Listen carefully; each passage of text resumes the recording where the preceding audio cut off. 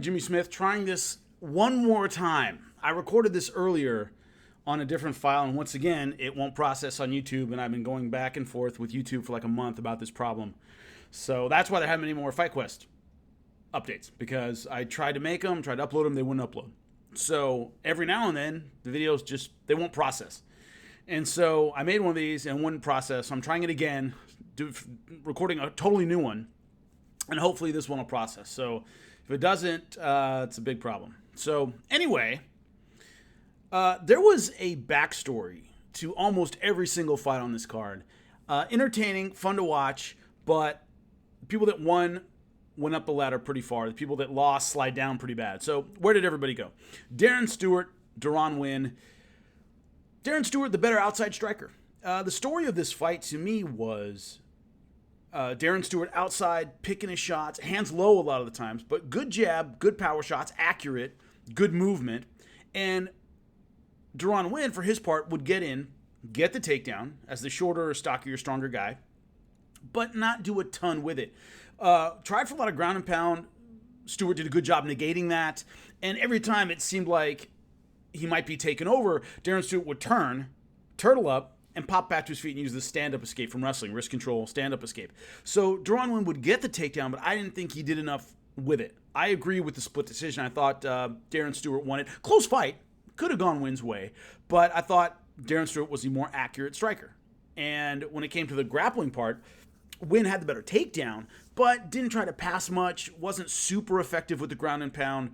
Stewart did a good job tying his arms up. So close fight, split decision. I thought it went the right way. So Stewart takes a step forward, probably get another mid-level-ish guy. Deron Wynn loses, but he doesn't slide that far down the ladder. Problem is he missed weight. And as I've said before, missing weight is like being late at work. You can have a great day, your boss ain't going to forget it. And so it's hard. He's got to make weight a couple more times, and maybe they'll forget about it. But big problem for Deron Wynn is he has to make weight in order to be taken seriously in the weight class. Macy Barber, Jillian Robertson. Everything said Macy Barber was going to win this fight in the way she did it. Another finish, another quick one, TKO.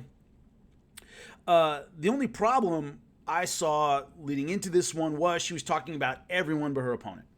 She was talking about Weili Zhang. She was talking about Joanna Jędrzejczyk, Paige Van Zandt, everyone but her opponent. Now, when I talked to Dean Thomas, who is Jillian Robertson's coach, this week I filled in for Luke Thomas on SiriusXM, and he said, no, she's talking about other fighters to build her name and her rep. She isn't looking past my gal. No way she's looking past my fighter. So that ended up being the case. Excellent attack by Macy Barber, great combination. Jillian Robertson ate 5 or 6 good ones before the fight itself was stopped. She didn't protest. Macy Barber moves forward. What happens now? Probably former champ, contender. You're starting to think that way about Macy Barber. The thing is, there are a lot of great names in this weight class. So that's, I think, about as far as she gets in that mid-range. Now it's former contenders. Of course, she's talked about Paige Van Zandt, but the thing to me is that's probably that's a fight that doesn't do a lot for her. It's the easiest fight of the name she could pick, but I don't think that fight does a lot for her. I think taking on a former champ, she's talked about fighting in Jędrzejczyk. That would be an amazing fight. Might be a little early for her, maybe one more before that, but it's time for that contender level, that former champ level. I don't think Paige Van Zandt, I don't think she does a lot for her career-wise. So it would be a fight a lot of people would want to see, but of course Van Zandt, extremely popular, but I think she needs that contender status fight. So we'll see if she gets it. Joe Lauzon. Oh, and who did I pick? I picked Wynn to win. Ha ha ha. He did not. Darren Stewart did. I picked Macy Barber to win. And then Joe Lauzon, Jonathan Pierce. I was wrong about this fight, and I'm glad. I'm glad I was wrong. Because what I said, you saw the pre-fight breakdown, is Joe Lauzon, I want to see him get that huge win in front of the hometown crowd, lay down his gloves and go, thank you, Boston. It's been a great career. I'm out of here. I want to see him do that. I got half of what I wanted. The problem is he great outside trip, right to the mount, got this kind of half Nelson position where Pierce couldn't defend himself because his arm was above his head. Boom, boom, boom, ground and pound, and it's over. Finished him in the first round. But when you win, you want to fight again. So I'm a little torn, actually, because I want to see Joe Lauzon retire healthy. I don't want to see him fight anymore. he certainly can't compete against elite talent, and I don't know what he has left to prove to himself as a fighter anymore. I wonder, it's up to him when he wants to retire. But as a fan, I would like to see him retire. It's like Vegas. In Las Vegas, they don't care if you win $10,000 at the blackjack table because you're going to stay there until you lose it. You don't walk away with money. So it's a similar thing in fighting. If you win, you can keep doing it. You can keep going. Tito Ortiz had the storybook ending against Chael Sonnen, wins that fight easily, rear naked choke victory, walks off, screenshots, all this great stuff, da-da-da. Oh, but I won. I'll keep fighting. And he did. And he did. Still is. No fighter wants to walk away on a win, but that's the best way to walk away. So there's that contradiction of, I don't want to see Joe Lauzon get beat up, but I don't want to see him fight anymore. And the only way he's going to stop is if he gets beat up. So it's this catch-22 that you get stuck in. So as a fan, I was glad to see him win. I really was. I was hoping it would be later on, it's been great, I'm out of here. And he hasn't said that. So the cynic in me is like, fuck, maybe it would have been better if he'd gotten beat. And then he might have called it a career. But now that he wins, I want to see him again, and I don't want to see him get beat up. I don't want to see him end like that. So I've called a lot of retirements, and it's almost always off a loss. Fighters just rarely retire off a win. But good to see him win on the plus side. Greg Hardy, Ben Sosoli. First, let me get into the tactics of the fight, and then I'll get into Inhaler Gate. Greg Hardy looked better. He's improved. But this was the kind of guy in Ben Sosoli that a guy like Greg Hardy's going to beat. He's an athletic heavyweight, a little bit quicker, a little bit stronger, a little bit bigger. And he's going to beat this level of heavyweight 9 times out of 10. Something can always happen. But this is the kind of heavyweight that an athlete like Greg Hardy is going to beat. His defense looked better. His head movement looked better. His jab looked better. His pacing looked better. He didn't look like the emotions were getting the better of him. That was the good. The bad is he does still take a lot of risks with his hands. He drops his hands and depends on his awareness and movement to get him out of the way. There will come a time when someone will be too quick and that'll let you down. Hasn't happened yet, but it certainly could. Ben Sosoli was catching him with big punches at the end of the fight. That third round, he started landing the punches because Greg Hardy slowed down a little bit and didn't have his hands up here. So there's still some negatives. They're going to catch him later. I think Greg Hardy probably has success, much like a Tai Tuivasa, until he fights veteran guys. Until he fights the guys who have seen athletic fighters before, who have seen guys with all these physical gifts. I'm not surprised. You're not gonna catch me with something funky. They're versatile. They're well-rounded. They're explosive, and they're not going to be overwhelmed by athleticism. So I think regardless, even if they make a rematch of this because of the whole Inhaler controversy, Greg Hardy probably beats him again until he gets to the guys who have been through the fire, the former champs, the former contenders. That's going to cause him problems. Until then, if they keep him in this middle range, he can feast on these guys for a long time. So it's really up to the UFC how long to keep him in the middle. Because as long as they do, he'll probably win. Now, Inhaler Gate. He took a toke on Inhaler between rounds 2 and 3. A lot of blame to go around here. Probably the person who deserves the least blame is probably Greg Hardy. He hasn't been fighting that long. In the NFL, you can walk off the field, get oxygen, go to a trainer, get something fixed, and then come back and play. He's just hasn't had many pro fights. His team should have known better. Dean Thomas is his coach. You had to know you can't do that. You can't have Gatorade in between rounds. For people that don't know, an inhalant is a stimulant. It's essentially how asthma medications work. They're stimulants. They open up your bronchial cavities. So you breathe better, you get more energy. A fighter who doesn't have asthma could toke on an inhaler and feel better. Now I can breathe a lot better than I could. So, and the idea that you would take a shot off an inhaler, you'd piss hot for amphetamines afterward, depending on what's in the inhaler, but you'd piss hot for the stimulant. That's how asthma medication works. So I find it hard to believe his team wouldn't know that. What I will say in their defense, I've coached guys, I've been in corners before. If you ask me, can a guy have an inhaler in between rounds? I would say no, of course not. But if a commissioner came up to me and said, yo, yeah, you can, I'd go, oh, shit, I guess you can here in Massachusetts. A good coach knows all the unified rules pretty well. They don't know the ticky-tack little regulations in every commission. You just don't. If it isn't Vegas or California, we fight all the time. Maybe Massachusetts has some weird rule where you can use a stimulant or you can use an inhaler in between rounds. I don't know. I don't write the laws. So from what I understand, a commissioner told them he could use it.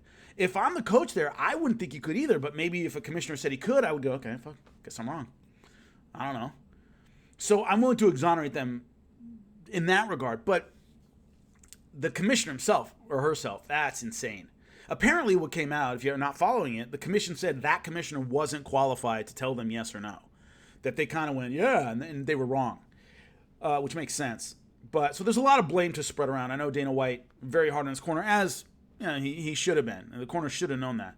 But I would blame the commissioner more. I wouldn't override a commissioner as a cornerman either. But weird. So it's a no contest. Will they have the fight again? Maybe. It's possible. But once again, I think Greg Hardy is successful until he gets to that next level of veteran. And it's up to the UFC when he gets there. They might keep him out of that competition for a long time. Yair Rodriguez, Jeremy Stephens, what I call the people's main event of this. Couple things I want to say. First off, I picked Greg Hardy to win. I picked Yair Rodriguez to win.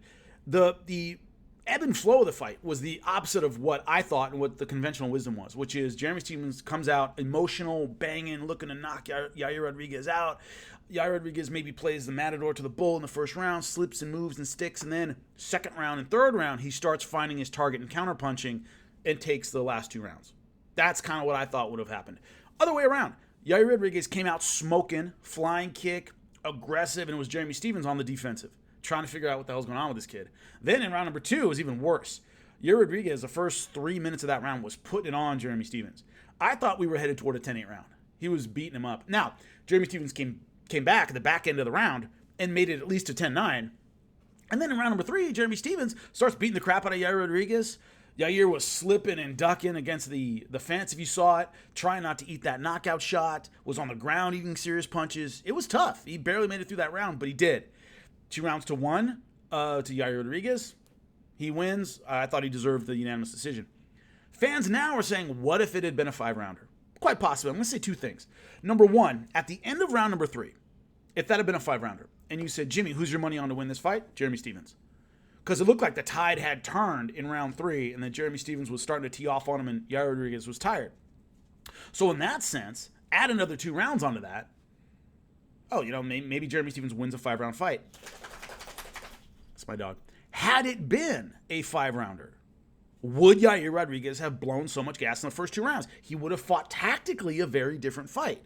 So you have to add that caveat in there. You can't just say, oh, Jeremy Stephens was winning in round 3. Man, 2 more rounds and he would have won it. Yeah, but in a 5-round fight, Yair Rodriguez might not come out as aggressively in round 1. Maybe he would have saved more gas in round 2, knowing it's a 5-round fight. So to extrapolate based on that 3-round fight, it's possible. You can do it. But fighters pace themselves differently in 5-round fights. And Yair Rodriguez, in a 5-rounder, might not have made the decisions he made in a 3-rounder. There. Dominic Reyes, Chris Weidman, pretty simple. Chris Weidman got overextended and got knocked out.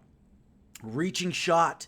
Dominic Reyes was doing well with the takedown defense and got clipped. It was one of those things where you misjudge the range, you misjudge the power at a new weight class. This is a shot that maybe Chris Weidman could reach and get back against a guy with shorter arms. Maybe. Maybe he takes that shot and he doesn't get knocked down against a 185er. Remember, Jacare knocked him down, but Jacare had hurt him with a few punches before he knocked him down. This was one and boom, knocked him down. They're just heavier punches. Also, that hammer fist he got hit with cleaned him. Boom. And it wasn't the most beautiful, pretty, accurate hammer fist in the world, but a 205er, it just stings a lot more. They just have a lot more juice behind their punches. So, pretty simple. Weidman got overextended. It's a mistake you could easily make against Reyes. He's rangy, he's powerful, he's aggressive. Anybody could have made that mistake. A couple of things afterward. A lot of people now are saying Dominic Reyes can fight John Jones now. I think this fight says more about Weidman than it does about Reyes. I think we have more question marks about where Weidman's going to go. Either he retires, maybe goes back to 85, maybe takes on a fringe contender at 205 to restart things. But Reyes, I think, is he ready for John Jones? Maybe. I would have him take on one more contender before Weidman. Maybe Anthony Smith would be a good one. A former contender, something like that. To me, this fight just says more about Weidman not being the guy he used to be, or not being really ready at 205 pounds yet. So, does it move Reyes forward? Yes. Am I on the he should fight John Jones bandwagon? No. I think he should get maybe one more against a natural 205er. Remember, this is the third name he's really fought. Volkan Ozdemir, OSP were the other ones. I'd like to see one more, especially Volkan Ozdemir. A lot of people thought he lost that fight, so I'd like to see one more. Where does Weidman go? I think the best bet for him is a fringe 205er, a 10 to 15 205er to see if he has anything left. If he doesn't, might be time to call it. I don't see him going back to 185. He certainly can't fight anybody in the top 10 right now at 205. Fight the fringe guy, kind of start over, see how it goes. But entertaining night of fights. Hopefully this loads properly and you guys get to see it. But thanks so much. Comment and like and subscribe if you enjoy it.